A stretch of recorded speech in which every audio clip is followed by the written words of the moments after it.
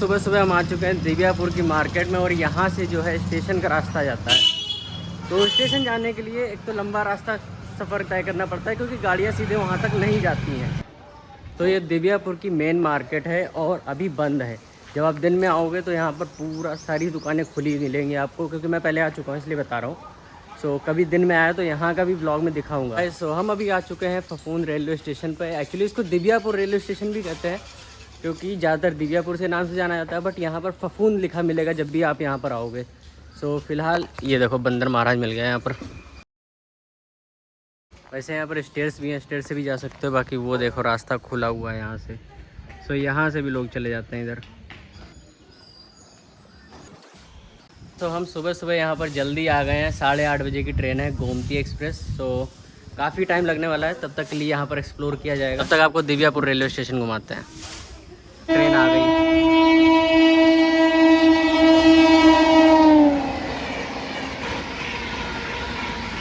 तो यहाँ पर अभी सुबह सुबह सफाई चल रही है और हमारे चाहते ही एक ट्रेन यहाँ पर से गुजर गई है, गोमती एक्सप्रेस इसी तरफ आने वाली। मुझे लगा था ये ट्रेन बंद चल रही होगी, बट अभी ये ट्रेन चल रही है और हम यहाँ से अभी दिल्ली जाएंगे। सो मेरा आज का जो रूटीन है वो लगभग मुझे 3:30 बजे दिल्ली छोड़ देगी गोमती, और उसके बाद मुझे वहाँ से बेंगलोर के लिए ट्रेन पकड़नी है। सो आज जो है ना ट्रैवल करने के लिए निकला हूँ 2-3 दिन के लिए। काफ़ी बढ़िया सफ़र रहेगा एंड ब्लॉग भी बहुत अच्छा बनने वाला है। जो गोमती एक्सप्रेस में मेरी सीट है वो लगभग विंडो सीट है और ज़्यादातर मैं विंडो सीट प्रेफर करता हूँ। सो वेटिंग लिस्ट में थी, सो अभी कंफर्म हो गई है, तो अब ज़्यादा सुकून मिला। नहीं तो फिर मुझे दिल्ली तक खड़े खड़े जाना पड़ता, क्योंकि यहाँ पर गोमती में भी सीट नहीं मिलती बैठने के लिए। ये है इंडिया की सबसे पावरफुल इंजन, रेलवे का सबसे बेहतरीन जो अभी तक का है इंजन वो ये। हमारी कोशिश ये भी होनी चाहिए कि जब भी हम सफ़र करें तो अपने साथ में प्लास्टिक वाली जो भी चीज़ें हैं वो अपने बैग में डाल लें या फिर कहीं डस्टबिन में ड्रॉप करते जाएं। अदरवाइज़ क्या होता है कि हम खुद ही अपनी चीज़ों को गंदा कर रहे होते हैं। इसलिए हमेशा ये कहा जाता है कि जब भी निकलो घर से तो ज़्यादा से ज़्यादा कम कचरा लेके निकलो और साथ में जो भी कचरा इकट्ठा हो उसको डस्टबिन में ड्रॉप करो। ये नहीं कि रेलवे से जा रहे हैं ट्रेन से और बाहर फेंकते जा रहे हैं, तो इनफैक्ट हम अपनी ही चीज़ों को गंदा कर रहे हैं और बाद में हम उसी चीज़ों को सही करने के लिए पैसा खर्च कर रहे हैं। तो जब मैं घर से निकला तो ये छोटी सी बॉटल डाल ली थी, लीची का फ्लेवर, पता नहीं वो फ्रूट ड्रिंक है, तो इसको अब थोड़ा पी लेते हैं। पहली बार लेके आया हूँ, वरना मैं लेके नहीं आता हूँ ये चीज़ें घर से। तो मैं यहाँ पर बहुत ही बढ़िया हवा चल रही है। गर्मी तो है बट सुबह के समय बहुत अच्छा लग रहा है। आज बहुत लंबे समय बाद फफूंद आया हूँ मैं। इससे पहले शायद मैं लास्ट टाइम मम्मी के साथ आया था, उसके पहले तो कभी आया भी नहीं यहाँ पर। सो बहुत सारी मेमोरीज़ भी याद आ जाती हैं ऐसे में। तो हम अभी यहाँ पर बैठे हुए थे, रील्स वगैरह एडिट कर रहे थे, तो यहाँ पर हमको दिव्यापुर के जो हमारे भाई लोग हैं उनसे मिलना हुआ। तो ये काफ़ी अच्छी चीज़ है, जब आप बाहर निकलते हो ना। तो मैं केवल साफ़ सफाई के ऊपर बात कर रहा था, दिव्यापुर साफ़ सफाई के ऊपर देख रहा था कि रेलवे स्टेशन इतनी बेहतरी से साफ़ किए जाते हैं, बस शाम होते होते इतनी बदतर हालत हो जाती है हम लोगों की वजह से। आप यहाँ से ही हो? हाँ यहीं से। क्या नाम है आपका? अभिषेक। अभिषेक जी। तो क्या कहना चाहोगे? हाँ, हम लोगों की गलती है। हम लोगों को अपने स्टेशन का ध्यान रखना चाहिए, अपने एरिया का ध्यान रखना चाहिए कि गंदगी ना फैलाएं। हाँ, लेकिन क्या करें, आप मानते ही नहीं है यहाँ पे। मानता नहीं है तो आप लोग अपनी टीम के साथ आया करो, लोगों को सिविक सेंस सिखाया करो। हाँ, हम लोग सिखाएंगे। सभी लोग यहाँ पर सुबह सुबह टहलने आते हैं, है ना, डेली आते हैं, लगभग रनिंग करने आते हैं। आर्मी, पुलिस, ये भर्ती के जितने भी लोग हमारे ग्रामीण क्षेत्र में, वह सब के सब रोज़ सुबह कहीं ना कहीं दौड़ते भागते मिल जाएंगे, रेलवे स्टेशन के पास मिल जाएंगे। यही सीन आपको कन्नौज रेलवे स्टेशन पे भी दिखेगा, जो आज हमको यहाँ पर दिख रहा है। तो गांव के रेलवे स्टेशन बहुत ही बेहतरीन है, कभी आओ तो विज़िट करो, देखो बढ़िया से। हमारे साथ दिव्यापुर के एक भाई हैं जो बाहर जॉब करते हैं, इन्होंने अपने साले को समझाया था। और बता देते हैं, थोड़ा बहुत लोगों को समझ में तो आएगा। ट्रेन निकल जाने देते हैं, ये ट्रेन निकल जाए पहले।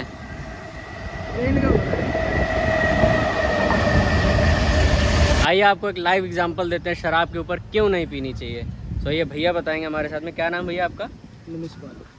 क्या बताएं? निमिष पाल। निमिष पाल जी। तो निमिष पाल जी ने अभी बहुत बढ़िया लाइव एग्जांपल दिया, बैठे हुए थे ऐसे ही। तो आप लोग जब भी सफ़र करते हो ना तो कहीं ना कहीं बातें तो होने लगती हैं। तो भैया कैसे क्या है आपका सीन, बताइए क्या हुआ?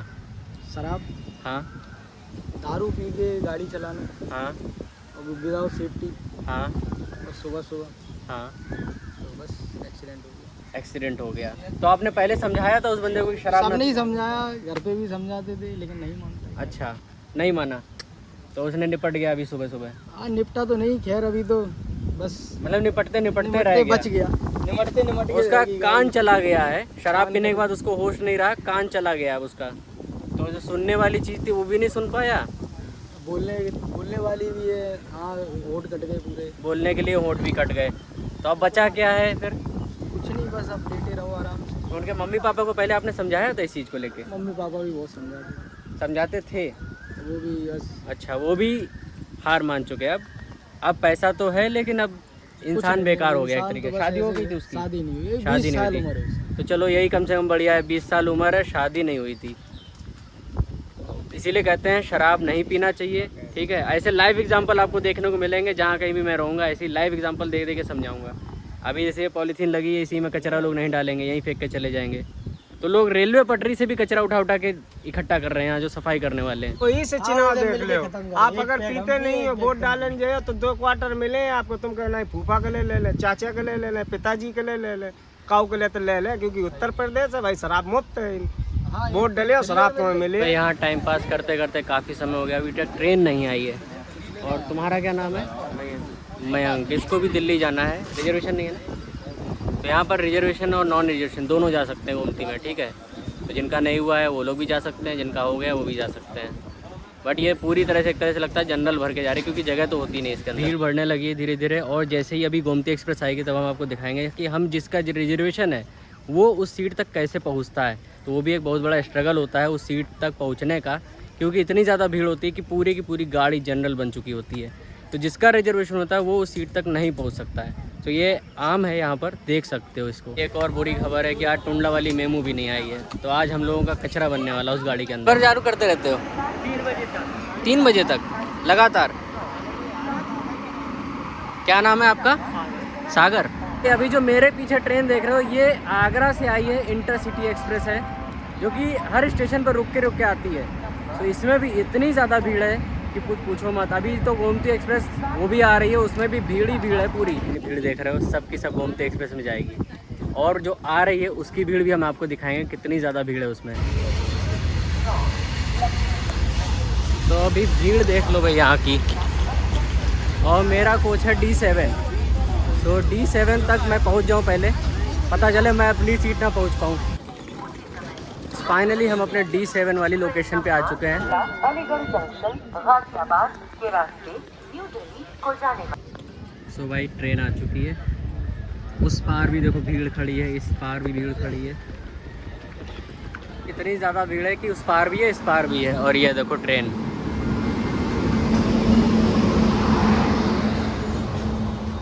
अपनी सीट पे पहुंचने का टास्क शुरू होता है अब, क्योंकि ट्रेन आ चुकी है। ये देख लो, इधर भीड़ है और इधर भी।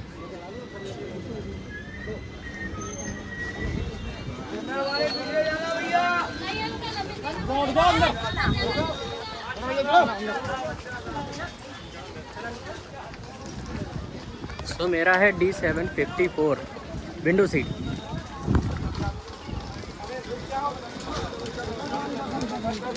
परेशानी सभी को ये तो थोड़ी है।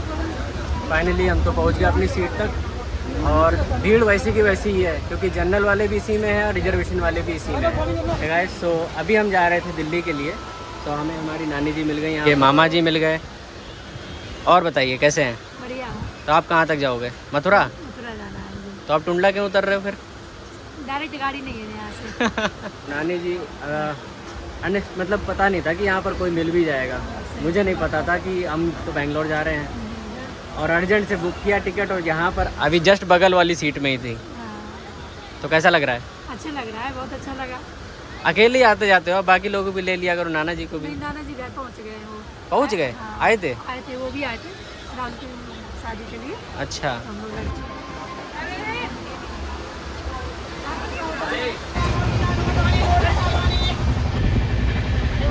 दिव्यापुर से चढ़ी थी, हाँ। उधर से तो सही आई थी एकदम दिव्या से।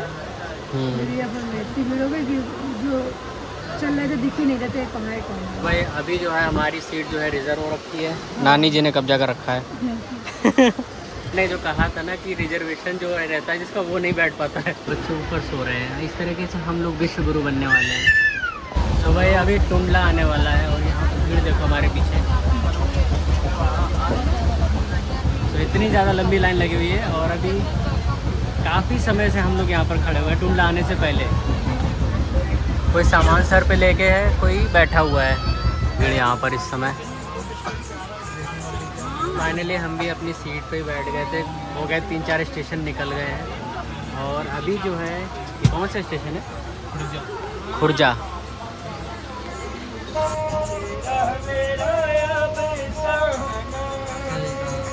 सुबह ट्रेन के अंदर गाना बजाना भी शुरू हो गया।